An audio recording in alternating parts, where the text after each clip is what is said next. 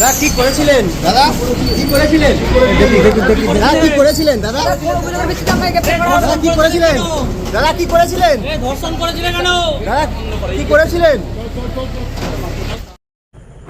এক নাবালিকা ছাত্রীকে ধর্ষণ মামলায় অভিযুক্তকে দোষী সাব্যস্ত করে আমৃত্যু কারাদণ্ডের নির্দেশ দিল আরামবাগ মহকুমা আদালত।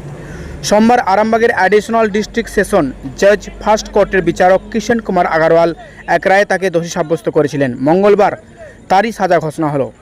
দেখাবো কি বলছেন ওই নাবালিকা ছাত্রীর পরিবারের মানুষ, আমরা শোনাবো, দেখুন বিস্তারিত।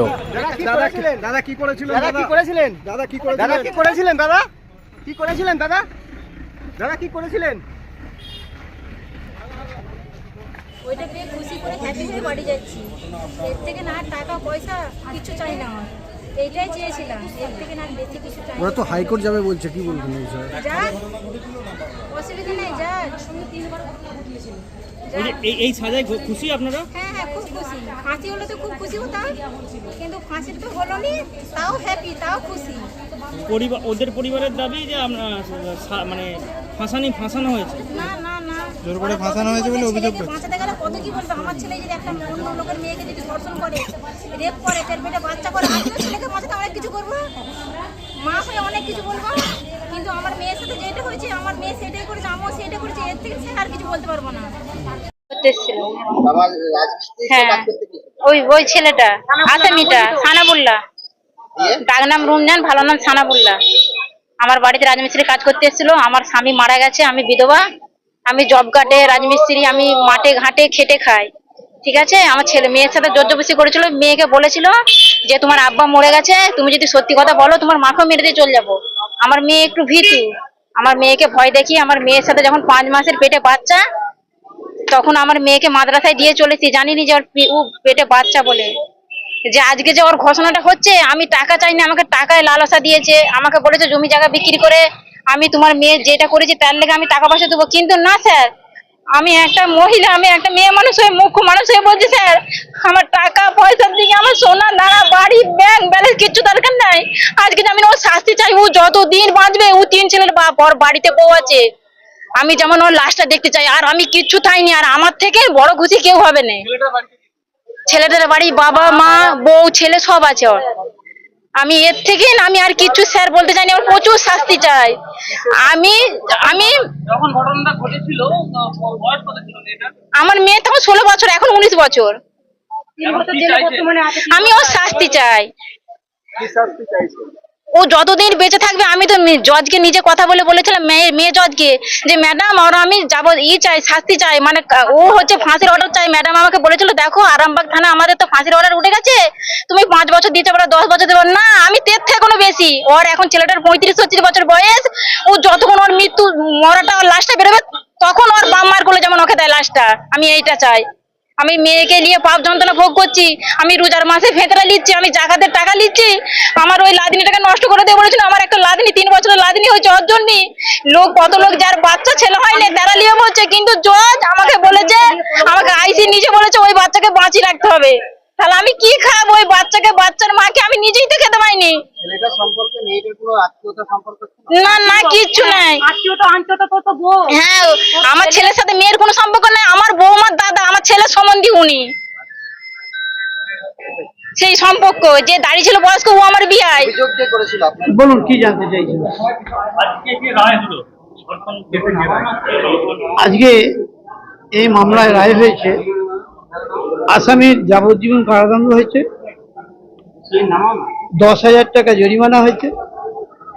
ওই জরিমানা 10,000 টাকাটা ভিকটিম পাবে এবং আরো 3 লাখ টাকা অ্যাওয়ার্ড পাবে ভিকটিম গার্ড। এটা আদালত আদেশ দিয়েছেন। এই মকদ্দমার বিচারক ছিলেন Kishan Kumar Agarwal, special court POCSO Arambagh court. ঘটনা হয়েছে, এই ছেলেটি অ্যাকিউজড যে আসামি, সে ভিকটিমের রিলেটিভ হয়। ওর বাড়িতে রাজমিস্ত্রির কাজ করতে গিয়েছিল। সেই রাজমিস্ত্রির কাজ করার সময় বাড়ির লোক যখন ছিল না, তার ইচ্ছার বিরুদ্ধে তাকে একাধিকবার ধর্ষণ করেছিল। করার ফলে সে অন্তঃসত্ত্বা হয়ে গিয়েছিল। অন্তঃসত্ত্বা হওয়ার জন্য মোকদ্দমাটা হয়েছিল। এই মকদ্দমাটা হয়েছিল 11/9/2021 সালে। 11/9/2021 সালে সে অ্যারেস্ট হয়েছিল। তখন থেকে তার কাস্টডি ট্রায়াল চলছিল। এই কাস্টডি ট্রায়াল শেষ করে উইদিন 3 ইয়ার্সের মধ্যেই আদালত একটা সিদ্ধান্ত এসেছেন। বিচার প্রায় 13 জন সাক্ষী নেওয়া হয়েছিল। তারা রায়টা হলো বললাম লাইফ ইমপ্রিজনমেন্ট, মানে যাবজ্জীবন কারাদণ্ড হয়েছে। আজীবন ওটা আপনারা মনে করেন না, 10,000 টাকা ফাইন হয়েছে, যেটা ভিকটিম পাবে। আর ভিকটিম আরো 3 লাখ টাকা পাবে সরকারের কাছ থেকে, যেটা এখন নতুন সুপ্রিম কোর্টের একটা গাইডলাইন করেছে, হাইকোর্টের একটা গাইডলাইন করেছে, সেই অনুযায়ী। অভিযুক্ত নাম, আসামির নামটা বলা যাবে সানাউল্লাহ খান। ওর ডাক নাম হচ্ছে রমজান। ওর বাড়ি হচ্ছে সুন্দরপুর, কদমতলা, গোঘাট থানা। আমার নাম বিকাশ রায়। আমি এই মামলার স্পেশাল পাবলিক প্রসিকিউটর। এবং আরেকটা যেটা আমি বলছি, আমার এই মামলায় আমার সঙ্গে যারা সহযোগী আছেন, আমার এই মকদ্দমায় স্পেশাল পাবলিক প্রসিকিউটর হিসেবে আরো যারা আছেন, অনুপ কুমার দে এবং শেখ আমির হোসেন, আমি এদের কাছ থেকে এই মকদ্দমার অনেক কিছু সাহায্য পেয়েছি। ওরাও আমাকে অনেক কিছু সাহায্য করেছে।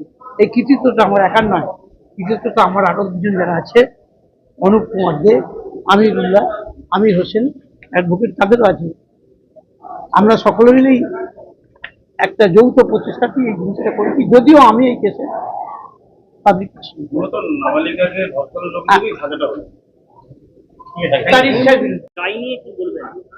কি আর বলবো, আমার স্বামী হচ্ছে ওই রোজিনাদের ঘরে কাজে গিয়েছিল বাড়িতে।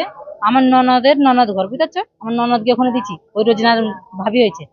আচ্ছা, ওদের বাড়িতে কাজে পাঠিয়েছিলাম। বলছে ওই টগরির মা, টগরি বলছে আমার স্বামী না আজ নাই। মনি বলছে আমার স্বামী না আজ নাই, বিয়ান কি করবো বলো। তাহলে তোমার ছেলে যখন কাজটা জানে, তাহলে আমার ঘরটা বাগিয়ে আসতে বলবে, কিছু টাকা দেবো, বেশি দিতে পারবো না। আমরা কি বলছি, আমার স্বামীকে আমি বলবো না যাওনি? আমার স্বামীকে বলছি তুমি যাও, বোনের ঘর কাজ করেছে, যাও।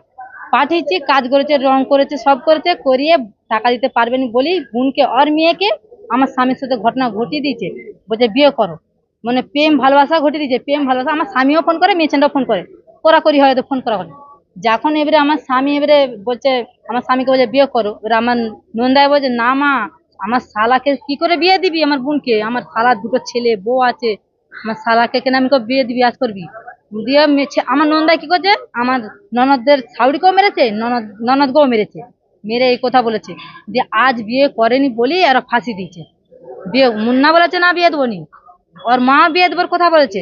ওই টগরি ফাঁসিছে, টগরি বলছে আমি ফাঁসাবো, জেল দেবো টগরি। ওই টগরিও বলছে সাজা চাই, সাজা দিলে আমার ফুর্তি। ওই টগরি পুলিশের কাছে, আমাদের গোঘাট থানাতে যেয়ে পুলিশের কাছে 1 রাত থেকে 6,000 টাকা দিয়ে পুলিশ দিয়ে কেস করেছে। এমন কেস করেছে ওরা।